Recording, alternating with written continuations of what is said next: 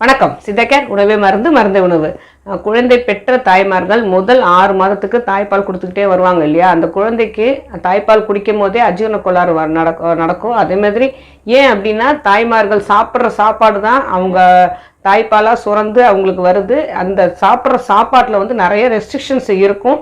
அந்த ரெஸ்ட்ரிக்ஷன்ஸை ஃபாலோ பண்ணிக்கிட்டே வந்தால் மட்டும்தான் குழந்தைக்கு வயிறு உப்பிசமோ வயிற்று வலியால் நிறைய அழுகை இருக்கிறதோ, இல்லை அவங்களுக்கு அஜீரண கோளாறு வர்றதோ, நல்ல வாய்வு பிரியறதோ, இந்த பிரச்சனைகள் எதுவுமே வராது.